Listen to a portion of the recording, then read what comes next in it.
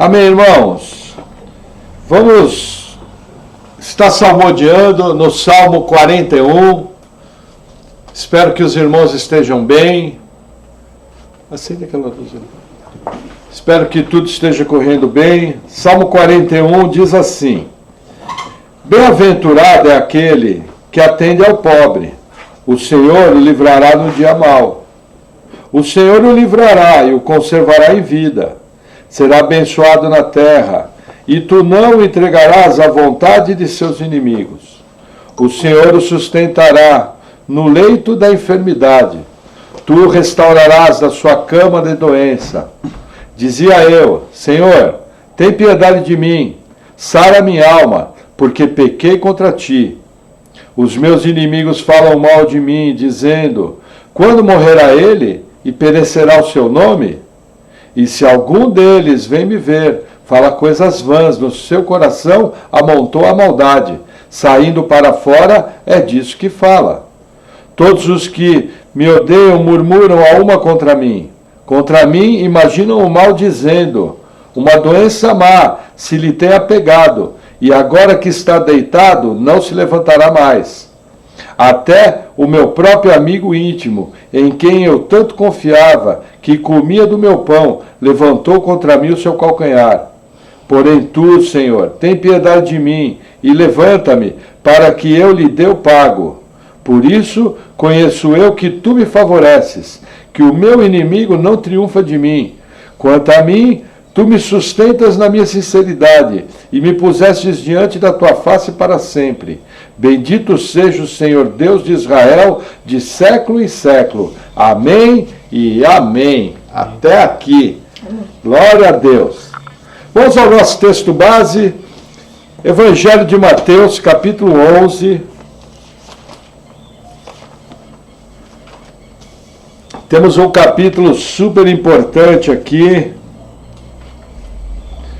Evangelho de Mateus, capítulo 11, o versículo 1 diz assim: E aconteceu que, acabando Jesus de dar instruções aos seus 12 discípulos, partiu dali a ensinar e a pregar nas cidades deles.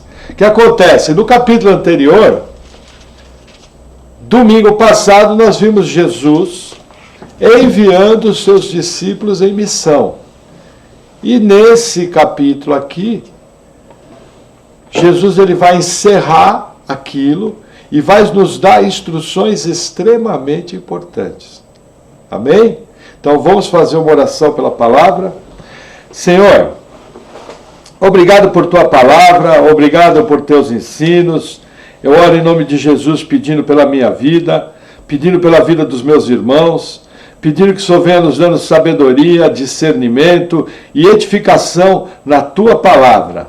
Sê conosco, Senhor, nessa manhã, no nome de Jesus. Amém. Amém, irmãos. E o capítulo 11 continua com Jesus, acabando de dar instruções aos seus discípulos. Instruções a quê? Em cima daquilo, do comissionamento de poder para expulsar demônios, poder para curar enfermidades. Nós vimos juntos que isso daí é uma atribuição apostólica nesse texto aqui. Também vimos juntos que, sendo da vontade do Senhor, Deus sempre vem operando cura através das orações de sua igreja. Também vimos que os filhos de Deus, aqueles que genuinamente nascem de novo, recebem o Espírito Santo, eles têm autoridade para expulsar demônios. Esse é um ministério dado à igreja que permanece até hoje.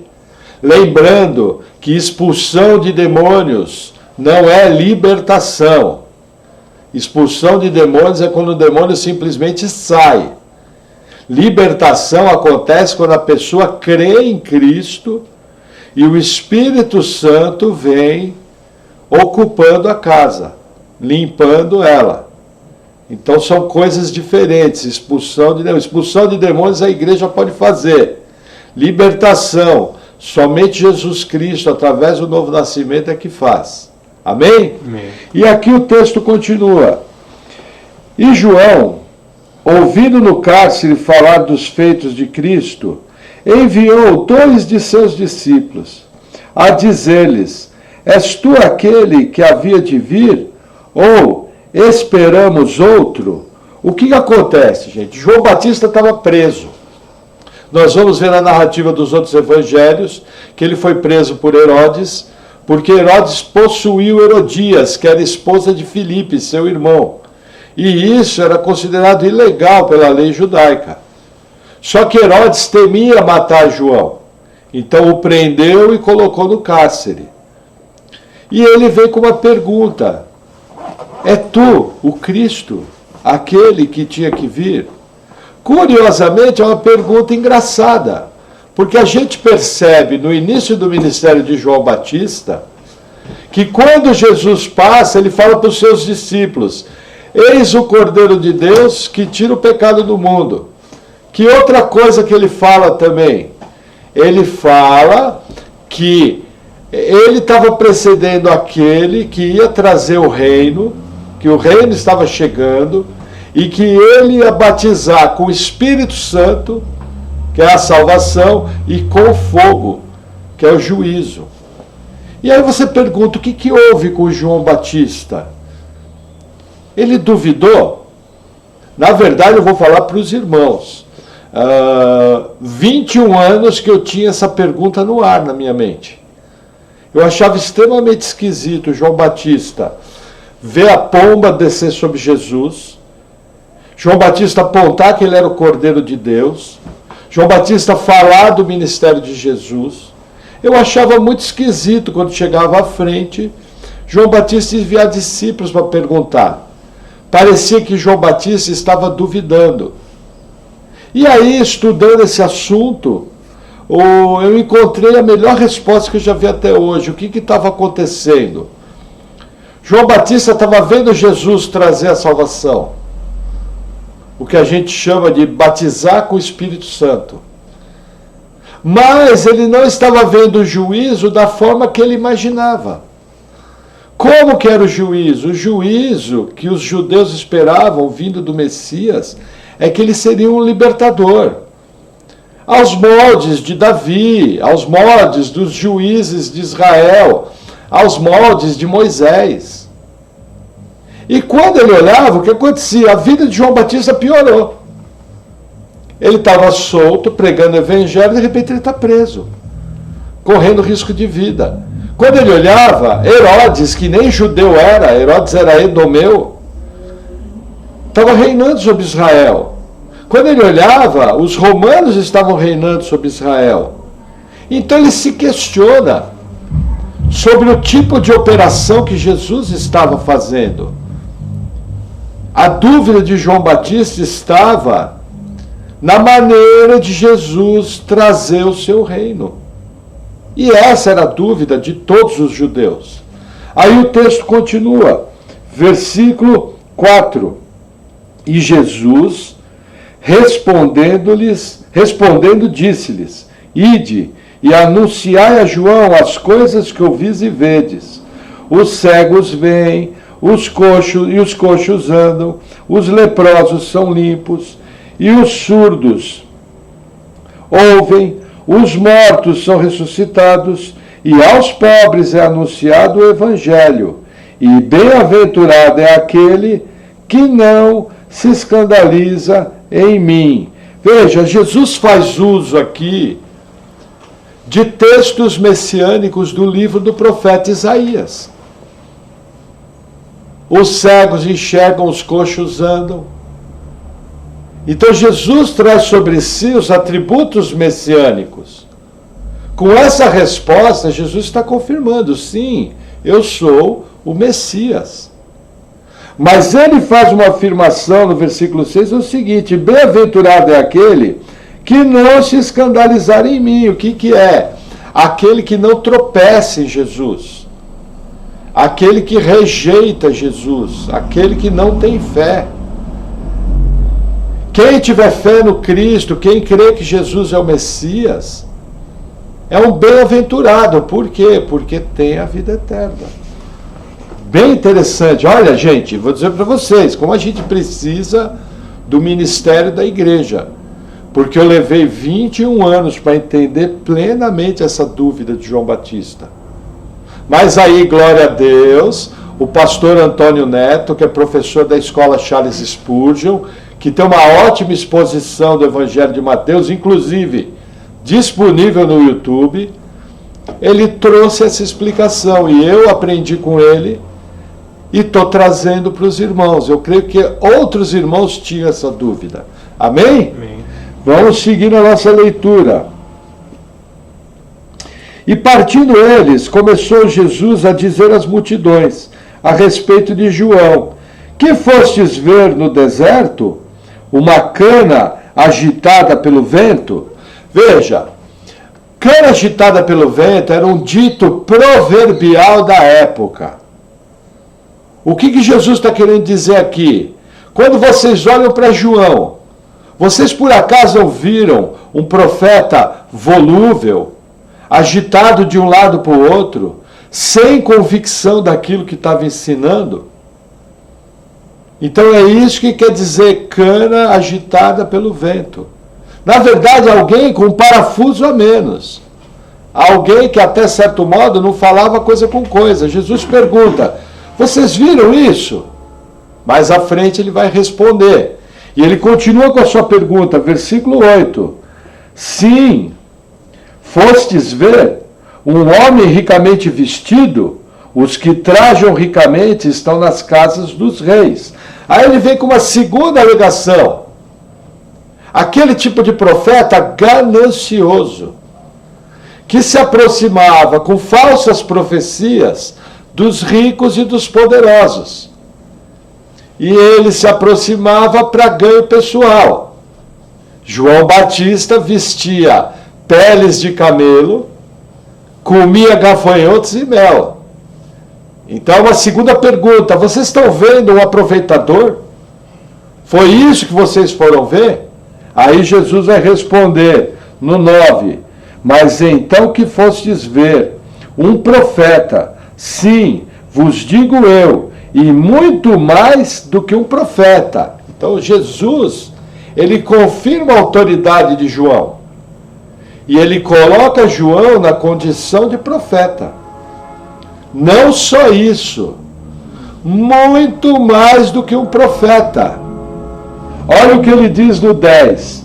Porque é este de quem está escrito: eis que diante da tua face envio o meu anjo, que preparará diante de ti o caminho. Aí Jesus fala da profecia de Malaquias 3:1, sobre o preparador do caminho. Então ele confirma João como profeta e confirma o ministério de João como cumprimento profético de Malaquias. 400 anos entre Malaquias e João Batista, na verdade mais de 400 anos, porque Malaquias provavelmente profetizou em 420. João começa a profetizar em torno entre 27 e 30 depois de Cristo. Então nós estamos falando de quase 450 anos de silêncio. E Jesus confirma a atividade profética de João. Amém? Amém. E aí ele continua no versículo 11. Em verdade vos digo que, entre os que de mulher têm nascido, não apareceu alguém maior do que João o Batista. Mas aquele que é menor no reino dos céus é maior do que ele. Veja, aqui é uma outra afirmação da qual eu tinha muita dúvida. Jesus está dizendo aqui que o maior profeta da antiga aliança é João Batista. E que o menor no reino dos céus é maior que João Batista. É difícil responder isso de bate-pronto. Quando a gente olha esse texto, a gente tem dificuldade. Mas o que eu tenho que entender, Jesus aqui está falando de um choque entre eras. Jesus está falando que a era da promessa do descendente da mulher, que esmagar a cabeça da serpente, estava se fechando. E Jesus está dizendo que a era do reino estava se iniciando. Porque quando a gente olha o material que fala sobre João Batista, é extremamente pequeno. Quando a gente compara com Isaías, por exemplo, o material de Isaías é vasto. Quando a gente compara com Elias, Elias foi arrebatado ao céu. Quando a gente compara com Moisés, Moisés era profeta. Foram grandes coisas que Deus fez. Aí vem João Batista, sem fazer milagre nenhum, pregando que o reino dos céus era chegado. Como que Jesus diz que ele é o maior? Simples. Porque João Batista viu pessoalmente o cumprimento da promessa. Ele viu o Messias encarnado, Emanuel, Deus entre os homens. Isso faz com que João Batista seja o maior dos profetas da época da promessa. Só que aí vem o fato curioso. Esse maior dos profetas, eu e você, e o menor entre nós, é maior do que ele. Aí você fala, mas como isso? Simples. João Batista não viu o reino instaurado plenamente. João Batista não viu o Pentecoste. João Batista não viu a igreja sendo implantada. João Batista não viu os bilhões de pessoas que foram salvos e queriam ser salvos no ministério de Jesus. João Batista sequer tinha o Novo Testamento escrito. Por isso que o menor no reino é maior que João Batista. Lembrando que no aspecto do reino, nós entendemos assim, que o reino tem 3 aspectos. Primeiro, o reino dos céus está em nós, quando somos salvos. O Espírito Santo governa a nossa vida. Segundo, Jesus está reinando no céu, no trono à direita de Deus Pai. Porém, ainda não reina plenamente na terra. No futuro, o trono de Davi vai ser instaurado em Jerusalém e Jesus vai reinar aqui na terra, no milênio. Então, quando eu falo do início do reino, nós temos que entender que Jesus se assentou num trono no céu, mas ele ainda não reina plenamente aqui na terra como vai reinar no trono de Davi. Porém, já reina em nós, seus irmãos, salvos pelo seu sangue, adotados como filhos de Deus e embaixadores do reino, na pregação do Evangelho.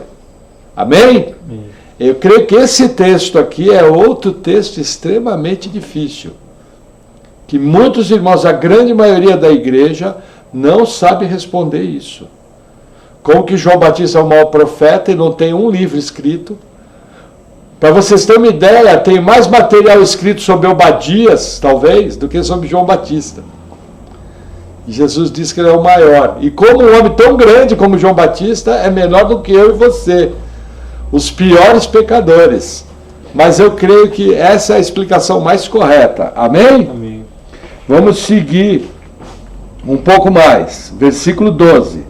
E desde os dias de João, o Batista, até agora, se faz violência ao reino dos céus, e pela força se apoderam deles.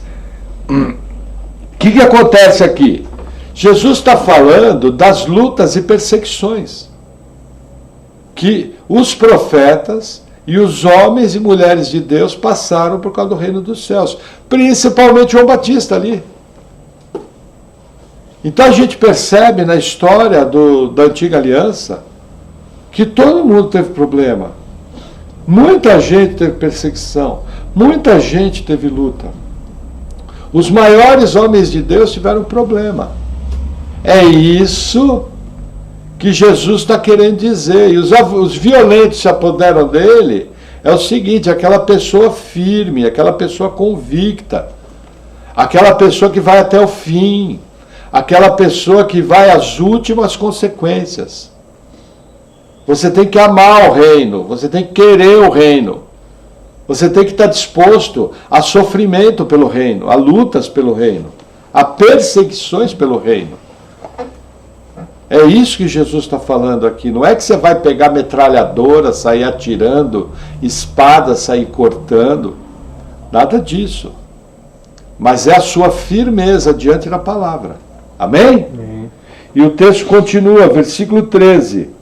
Porque todos os profetas e a lei profetizaram até João. E se quereis dar crédito, é este o Elias que havia de vir. Quem tem ouvidos para ouvir, ouça. Aqui é muito importante, porque é a chamada voz que clama no deserto, citada em Malaquias 4:5, o preparador do caminho. E aí o que acontece? As seitas, principalmente as seitas espíritas, que defendem reencarnação, querem dizer que João Batista é a reencarnação de Elias. Primeiro, isso tem um grande problema. A própria Escritura mostra que Moisés e Elias apareceram fisicamente para Jesus, João, Pedro e Tiago no monte, onde Jesus foi transfigurado. Segundo, a Bíblia fala, o homem está ordenado morrer apenas uma vez, vindo após isso o juízo, Hebreus 9, 27. Terceiro, a Bíblia jamais fala de reencarnação. A reencarnação ensina que hoje eu vim Maurício, amanhã eu venho Pedrinho, depois eu venho Joana, depois eu venho um rato, depois eu venho um coqueiro, depois eu venho como rei da Babilônia. E a Bíblia fala que não, um Deus pessoal, que se relaciona conosco de maneira única e pessoal. Você vai saber que eu sou Maurício, eu vou saber que é a Sibila, eu vou saber que é o Rodrigo vai saber que é a Paula vai saber que é o Erasmo. E nós vamos estar glorificados. Passagem básica para isso. Deus é o Deus de Abraão, de Isaac e Jacó. Outra passagem. Virão do Oriente e do Ocidente, se assentarão à mesa com Abraão, Isaac e Jacó. A história do mendigo Lázaro e do rico. Se sabia que era o rico e se sabia que era Lázaro. Então a Bíblia fala em ressurreição. Outro detalhe. Existe um problema no original dos textos. O original da nossa Bíblia fala, João é o Elias que haveria de vir, versículo 14. O Elias. Nas outras traduções, eles tiram o Elias. Foi omitido e foi colocado Elias. Essa é uma vantagem de você trabalhar com uma tradução mais rica e mais completa, fiel ao original. Tradução a qual a igreja primitiva trabalhou. Tradução a qual que foi a tradução que a igreja usou por 1800 anos aproximadamente. Por isso que eu gosto dessa Bíblia, ela tem detalhes importantes. João é o Elias. Mas como é que é isso, pastor? Sempre que surge um novo jogador, o que você fala? Nossa, é um Pelé. Aí o Brasil vai jogar, com a seleção dos Emirados Árabes Unidos. E a seleção dos Emirados Árabes Unidos tem um camisa 10 muito bom. O que o locutor fala? Esse é o Pelé dos Emirados Árabes Unidos. Aí você olha esperando ver a reencarnação do Pelé. Bom, nem morreu ainda. Então é um termo. João é o Elias, o preparador do caminho. Gente, coisa simples, coisa tranquila. Derruba facinho. O problema é que os crentes não leem Bíblia e ficam em canalzinho da internet discutindo doutrina e vem o espírito e engole ele. E ele fica sem resposta. E fica confundido na sua fé. Então tem que tomar muito cuidado. Por isso que você tem sempre que ouvir palavra, ler a Bíblia, gravar os ensinamentos e perguntar para o seu pastor. Para isso que tem pastor. Amém? Amém. Vamos continuar. Versículo 16. Mas a quem assemelharei essa geração? É semelhante aos meninos que se assentam nas praças e clamam aos seus companheiros e dizem: tocamos-vos flauta e não dançastes, cantamos-vos lamentações, e não chorastes. Porquanto veio João, não comendo nem bebendo, e dizem, tem demônio. Veio o Filho do Homem, comendo e bebendo, e dizem, eis aí um homem comilão e beberrão, amigo dos publicanos e pecadores, mas a sabedoria é justificada por seus filhos. O que João compara? Quando ele fala sobre as crianças assentadas nas praças e das danças de roda, o que ele está assemelhando? Uma geração mimada. Sabe aquelas crianças enfatuadas? Que não quer brincar, nada tá bom, vai fazer qualquer coisa, não tá jóia.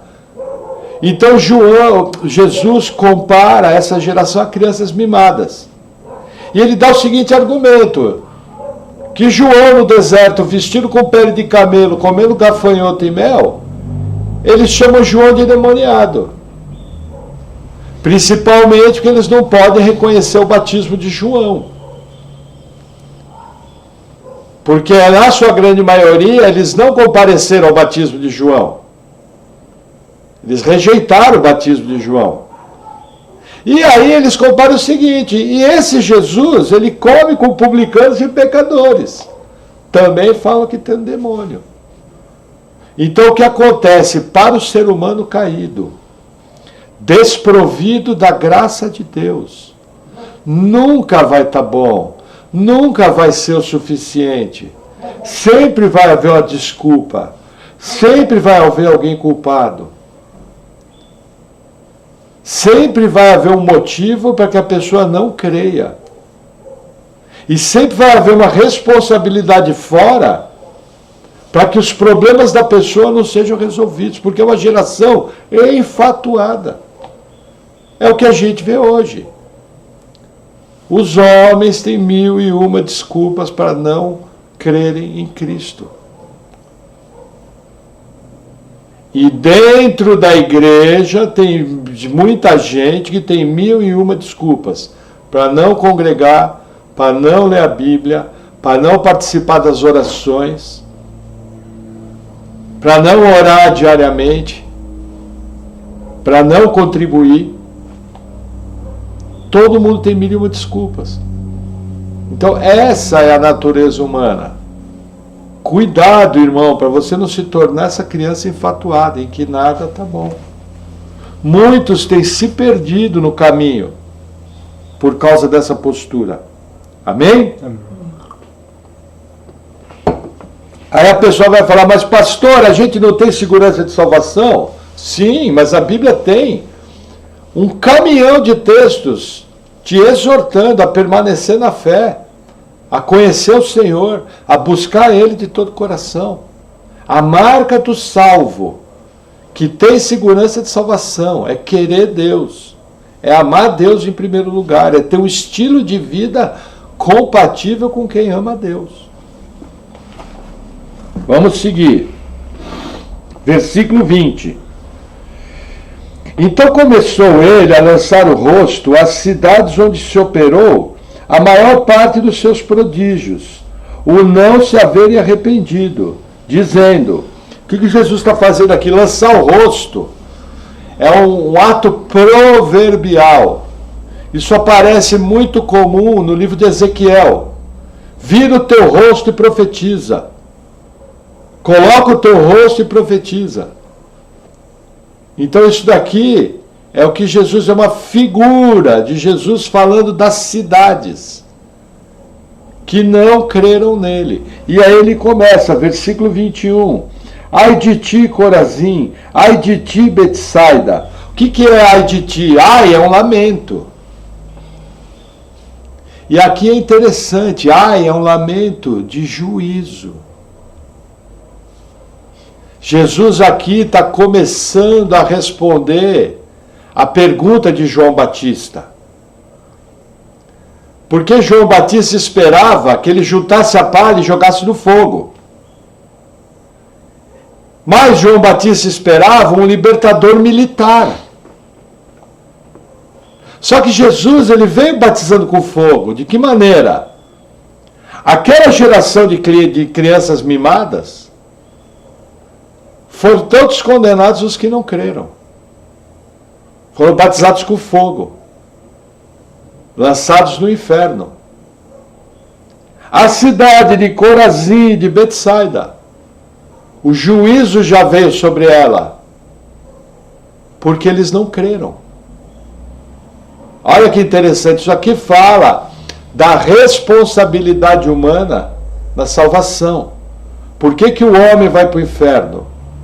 Porque ele peca. E qual o motivo que ele vai para esse inferno? Porque ele não crê. Ai de ti, Corazim, ai de ti, Betsaida. O batismo de fogo está sendo executado em Israel e está sendo executado até hoje. Mais à frente eu já vou falar disso. E o texto continua, versículo 21. Porque se em Tiro e em Sidom fossem feitos os prodígios que em vós se fizeram, há muito que se teriam arrependido com saco e com cinza. Veja que interessante. Aqui Jesus mostra o outro lado da salvação. Por quê? Porque ele mostra que na cidade de Tiro e Sidom tiveram pessoas salvas. Jesus mostra aqui a predestinação. Por quê?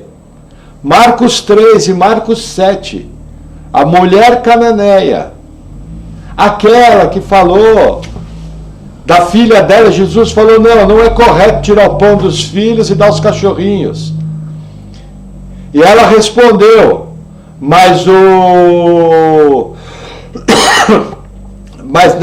ele falou assim, Jesus falou, olha, não é correto tirar o pão dos filhos e dar aos cachorrinhos. Ela falou, mas os cachorrinhos comem das migalhas que caem da mesa. Aí Jesus concede a bênção dela da cura da filha e fala que aquilo se tornaria notório. Também no Evangelho de Marcos mostra vários de Tiro e Sidom sendo salvos. Então essa primeira parte do texto aqui, ela mostra a responsabilidade humana e mostra a predestinação. Jesus foi até a região de Tiro e Sidom e salvou aquela eleita. E os de Tiro e Sidom vêm até Jesus, atraídos pelo poder de Deus, pela graça, e são salvos. Porém, isso não acontece da mesma maneira para aqueles que não creram em Corazim e Betsaida. Então aqui a gente vê a harmonia entre responsabilidade humana e soberania de Deus na salvação. Por que soberania de Deus na salvação? Olha que interessante, veja. Vamos ler o versículo 22 que vai ajudar. Por isso eu vos digo que haverá menos rigor para Tiro e Sidom no dia do juízo do que para vós. E tu, Cafarnaum, que fosse erguida até o céu, serás abatido até o inferno, porque se em Sodoma tivessem sido feitos os prodígios que em ti se operaram, teria ela permanecido até hoje. Eu vos digo, porém, que haverá menos rigor para os de Sodoma no dia do juízo do que para ti. Veja que interessante. Em relação a Tiro e Sidom, Deus havia predestinado pessoas lá e ele afirma, olha, se esse milagre tivesse sido feito lá, eles seriam salvos.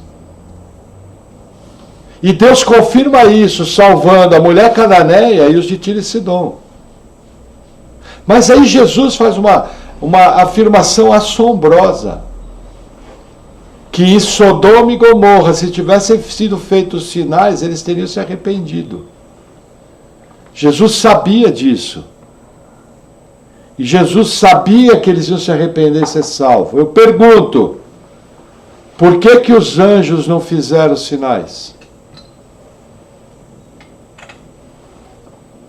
Não é uma boa pergunta? Porque se ensina por aí que Jesus morreu por todos. Mas a gente percebe em vários textos da Bíblia que a salvação faz parte da soberania de Deus. Tecnicamente, a morte de Jesus é suficiente para salvar até o pior pecador. Não existe pessoa na existência humana que não possa ser salva pela obra redentora de Jesus. Porém, esse texto me mostra o seguinte: Deus não executou salvação em Sodoma e Gomorra. E ele sabia que se tivesse feito aqueles sinais, eles teriam crido. E ele não fez. O que derruba a doutrina de que Deus quer salvar todos. Gente, eu tenho que lembrar que existem passagens do Antigo Testamento que é o seguinte: Deus falou, ó, não ore por esse povo, não interceda, porque eu não vou ouvir. Nós temos que nos acostumar com a ideia de que a salvação está debaixo da soberania de Deus. Deus, na eternidade passada, elegeu. Por que Sodoma e Gomorra eles não foram salvos? Porque não eram eleitos. Era só mandar Abraão pregar lá. Da mesma maneira que mandou Jonas. E Nínive se arrependeu. Da mesma maneira que o rei Manassés se arrependeu e esse terrível rei foi salvo. Da mesma maneira que Acabe se humilhou diante de Deus, talvez o rei mais perverso de Israel. Pela narrativa bíblica parece que ele foi salvo. Porque ele se humilhou e se arrependeu diante de Deus. Então eu tenho que entender, irmãos, que eleição é misteriosa em Deus. Eu tenho que entender que eu tenho que glorificar Deus, porque eu estava perdido, eu estava cego. E foi da vontade do Senhor que Ele veio e nos salvou. Eu tenho que entender que existem pessoas que não vão ser salvas, senão o inferno ia ficar vazio. Eu tenho que entender que salvação é um milagre, por isso que eu tenho que orar pelos entes queridos. Por isso que eu tenho que clamar a misericórdia de Deus, e Deus, da sua soberania, vai determinar aquilo ou não. Essa doutrina incomoda. Porque a gente acha que a gente pode se salvar. Essa semana eu estava conversando com um pastor muito querido, muito amigo meu. E ele comentou, para mim a salvação é como um presente. Deus dá, é presente. Foi Deus que deu. Ótimo, foi Deus que deu. Aí ele falou, mas tem criança que joga fora o presente. Pronto, entrou a obra humana. Eu tenho que reter o presente. Sabe esses bracinhos fracos que estão aqui? Eu tenho que segurar firme ali. Esse é que é o problema. Que nem uma vez eu ouvi o pastor Aloysio falando. Ele falou, você prefere confiar no braço forte de Deus te segurando ou nesses seus bracinhos fracos de pecador segurando em Deus? Eu prefiro segurar, que Deus me segure, porque eu sei que Ele não vai titubear. E eu faço minhas as palavras do pastor Aloysio. Eu também prefiro. Lembrando que por 16 anos eu cria que podia perder salvação. E eu cria que Deus, Jesus tinha morrido por todos, até que eu comecei a ser confrontado por textos bíblicos, que nós estamos vendo junto. Jesus sabia, lembra que Deus compareceu diante de Abraão, nós estudamos semana passada, como homem. Ali era Jesus, pré-encarnado, era o anjo do Senhor. Jesus compareceu ali como anjo do Senhor e podia descer o morro junto com os dois anjos. E ao entrar em Sodoma e Gomorra, realizar algum milagre as pessoas crerem, porque ele sabia que se fizesse esses milagres, Sodoma e Gomorra iam crer. Mas na sua soberania, ele não foi fazer milagre. Na sua soberania, ele foi retirar Ló e sua família por causa da intercessão de Abraão. E destruiu Sodoma e Gomorra. Na sua soberania. Agora, existe o lado bom dessa doutrina, né? Ninguém pode dar desculpa para não ser salvo. Porque pode ser o pior pecador. Se ele é um eleito, ele vai ser salvo. Não existe pecado que a cruz de Cristo não possa resgatar. Por isso que nós temos que agradecer. E temos que entender que soberania de Deus e responsabilidade humana caminham juntos. São os dois lados da mesma moeda. E eu preciso entender que a eleição é misteriosa. A Bíblia nos ensina, Deus elegeu. A Bíblia nos ensina, Deus que trouxe a Jesus. A Bíblia nos ensina, o nome deles foi escrito no livro da vida antes da fundação do mundo. A Bíblia nos ensina, os que dantes irmão conheceu, a esses chamou, aos que chamou justificou, aos que justificou glorificou. A Bíblia nos ensina, não é por obras, eu permaneci, eu criei. Não. Para que ninguém se glorie. Mas a Bíblia não explica qual é o modo que Deus executa essa eleição. Se a Bíblia fala, nós falamos. Se a Bíblia se cala, nós ficamos quietos. Incomodados, porque eu não fiz nada para ser salvo. Eu apenas recebi a graça de Deus. Até a fé para ser salvo foi Deus que deu. Efésios 2:8. Vós sois salvos pela graça, mediante a fé, vírgula, e isso não vem de vós, é dom de Deus. Quer dizer, a fé e a graça é dom de Deus.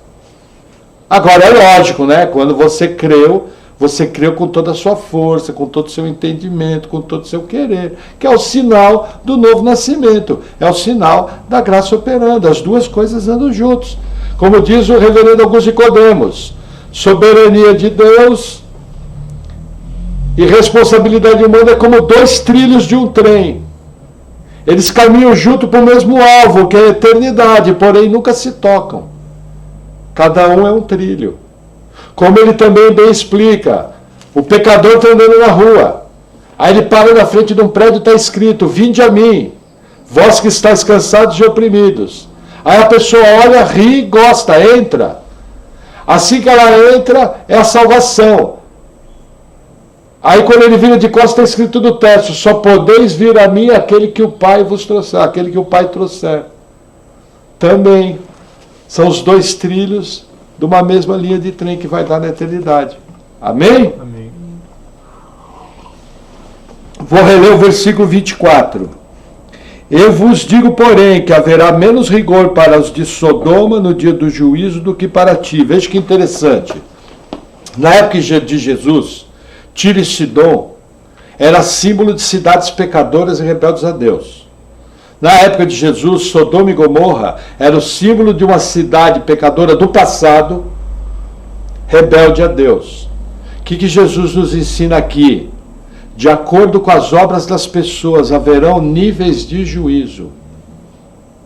Curiosamente, para minha alegria, eu ensino isso há quase 19 anos. Aí eu fui ver dos estudos para essa palavra que os comentaristas bíblicos creem na mesma coisa. Níveis de juízo. John MacArthur, Antônio Neto, outros comentaristas, todos creem na mesma. Aí a gente fica feliz, fala, nossa, eu era o Zé Ruela, nem conhecia a Bíblia, consegui enxergar isso aqui. Aí vem um mestre, capacitado, linguista, pessoa muito mais preparada e fala a mesma coisa. Você fica feliz, você fala, nossa, Deus está usando a mula do Balaão para falar com ele. Então é muito legal quando a gente vê algo nesse sentido. Mas isso aqui tem um alerta muito sério. Porque veja, Jesus hoje em dia não está fazendo milagre ao vivo aqui. Jesus não está pessoalmente aqui na terra. Correto? Isso pode parecer um alívio para essa geração. Não pode? Só que veja, essa geração é indesculpável. Por quê? Porque ela tem uma Bíblia escrita. Ela tem todo um cumprimento profético, sacramentado. Toda uma história feita. O que eu quero dizer? Essa geração que já viu tudo que viu, que conhece tudo que conheceu, que tem uma Bíblia escrita, o juízo sobre ela será terrível. Inclusive, eu vi comentarista falando o seguinte, que vai ser do mesmo nível pior que Corazim, que Betsaida e que Cafarnaum. E que Sodoma e Gomorra, Tiro e Sidom vão ter menos juízo. Isso fecha com o ensino de Apocalipse 20, do versículo 11 ao 15, que fala do julgamento do trono branco. Fala que foi aberto o livro da vida e o livro das obras. E as pessoas foram julgadas segundo suas obras. Haverá níveis de juízo no inferno. Da mesma maneira que haverá galardão aos salvos, prêmio. Deus é justo. Salvação é presente. Mas o prêmio é para quem batalhar, correr atrás. Da mesma maneira, as pessoas vão responder. Por exemplo, o que acontece com uma pessoa de ótimo caráter, que dá 30 cesta básica por dia, que constrói um hospital por ano de vida,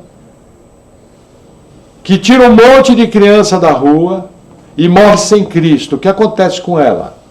Ela vai para o inferno. Porém, o nível de juízo sobre ela vai ser completamente diferente do nível de juízo sobre Adolf Hitler, que matou 6 milhões de judeus. Sobre o nível de juízo dos políticos corruptos brasileiros, que cometem assassinato por desviar dinheiro da saúde, que era para UTI e hospital, e colocar no bolso. Esse é o verdadeiro genocídio. Você roubar dinheiro do povo para ser usado no nosso bem-estar. Vão responder. Pessoas que se vendem, como nós vimos nas pregações de Gênesis, na pregação do cursão de segunda-feira sobre a acepção de pessoas, os juízes que se vendem, vão responder. E olha, gente, eu vou falar uma coisa para vocês, eu quero estar lá. E quero declarar, justos e verdadeiros são seus juízos. Essa semana eu estava vendo no Paquistão, meninas cristãs são sequestradas, são forçadas a receber a fé do Islã. Meninas novas, porque lá é o seguinte, assim que vem as regras, que vem a primeira menstruação, pela regra do Islã pode casar, mesmo que tenha 10 anos. Aí o que eles fazem para oprimir os cristãos, são 1000 tentativas de sequestro por ano no Paquistão, de meninas cristãs. 1000. Está 3 por dia. Entra lá no site, no Perseguidos, no Portas Abertas, você vai ver. E eles sequestram essas crianças, obrigam elas a ser convertidas ao islamismo e casam com elas. Aí o que acontece? Pela lei do país, não pode mais descasar. E os juízes e as autoridades do Paquistão fazem vista grossa. E essas famílias desses irmãos nossos sofrem com essas meninas. Por isso eu quero estar lá. Quero ficar de pé e falar, justos e verdadeiros são seus juízes. Eu quero estar lá, quero estar de pé. Quero comemorar, filhos de Belial. Entendeu? É isso que Jesus está falando. Níveis de juízo. Coisa séria. E essa geração nossa vai ser muito sério. Veja, a Argentina entrou 45% na linha da pobreza. Mas eles comemoraram o aborto como se tivesse ganhado a Copa do Mundo. A França é um país do mundo que tem mais mortos por milhão do que o Brasil. E ninguém quer matar o presidente lá. Mas eles aprovaram o aborto até o 9º mês. Nova York está com a economia arrebentada. Mas em Nova York pode abortar até o 9º mês. Tem que vir juízo. Deus tem que balançar essas estruturas. A turma está brincando. Nossos irmãos sofrem no mundo. Nossos irmãos são perseguidos. Essa semana eu estava vendo na China o número de doadores espontâneos de órgãos aumentou 100 vezes. Em 3 anos. 4 anos. Por quê? Por causa dos campos de reeducação. Estão tirando órgãos de muçulmanos e de cristãos. E, entre aspas, vendendo. E a comunidade internacional fecha os olhos. Por que a gente tem tanto medo de comunismo? Se tivesse que votar no Herodes e num partido de esquerda, eu votava no Herodes. Porque pelo menos ele não era comunista e ainda temia o João Batista. Sabe? Porque esse pessoal são filhos de Belial. A perseguição está aumentando. Estão desconstruindo a sociedade judaico-cristã. Outro dia eu vi uma velhinha polonesa, católica, sim, mas veja, Deus vai saber como já. Se ela nasceu de novo, ela é salva. Ela tinha 86 anos e estava na frente de uma rádio protestando pela perseguição contra a igreja na Polônia. Aí duas meninas, ativistas LGBT, foram afrontar as velhinhas. E aquela velhinha começou a chorar, se prostrou no chão, falando, a Polônia está dividida, a Polônia está dividida. Glória a Deus que o ato daquela velhinha quebrantou a menina parou de protestar. Mas eu pergunto, esse pessoal não tem voz, esse pessoal não tem mãe? Na última marcha aqui no nosso país, que teve política de esquerda, pararam na frente de uma igreja católica e puseram uma mulher pelada, mas pelada para valer mesmo, amarrada na frente da igreja. Que eles... Não tem avó, não tem parente que vai para a igreja, mesmo sendo católica, é uma igreja considerada cristã. Outro dia ouvindo numa marcha o pessoal falando, igreja fascista, você está na minha lista, nos acusando de ser fascista. A igreja que deu, vários irmãos nossos da Europa deram a vida para tirar judeus fugidos do Holocausto, nazista na Segunda Guerra. Basta ver a história da Corrie ten Boom. Já vou lembrar, o nome do filme é Refúgio Secreto. Basta ver a história. A Colina das Mil Crianças, um pastor evangélico na França, correu risco de vida. Basta ver a história do Schindler. Basta ver a história do... aquele que morreu na semana do... Bonhoeffer, Dietrich Bonhoeffer. Pagou com a vida de contra o fascismo, esse pessoal gritando, igreja fascista. Eu quero saber o que aquelas irmãzinhas do coquinho, do saião, joelho calejado de tanto orar, tem de fascista. Eu quero saber o que esses pastores humildes, simples, que às vezes ficam com o terninho bem surrado, tem de fascista. Gente, está aí. Haverá mais rigor. Haverá menos rigor de Sodoma e Gomorra, de Tiro e Sidom, do que com essa geração. A paga vai vir. A coisa vai ter consequência. Nós sabemos pela Bíblia que vai chegar um momento, nós vamos virar inimigo do Estado. Abrindo parênteses na palavra, nós estamos vendo a tentativa de se gerar um apartheid sanitário. O que é o apartheid? Era o que acontecia na África do Sul, onde um branco podia entrar num prédio e um negro não. Estão querendo gerar um apartheid sanitário, onde uma pessoa vacinada pode entrar e o outro não. Vacinas são boas? Sim. Vacinas curam? Sim, mas existe um limite para as coisas, uma sabedoria para se fazer, uma coisa correta. Eu sou super a favor, agora eu sou a favor de um apartheid sanitário. Entendeu? As boas vacinas são a coisa mais maravilhosa que tem. Imagina quanta criança foi curada por causa da poliomielite? Quanta criança está pegando sarampo? Porque os pais não vão vacinar, isso é pecado, você não vacinar seu filho. Agora a gente sabe que existem medicamentos que ainda não estão 100% testados. E tem pessoas que não querem fazer uso daqueles medicamentos. Aí eu vou gerar um apartheid sanitário? Isso é o quadro que nós temos vivido hoje.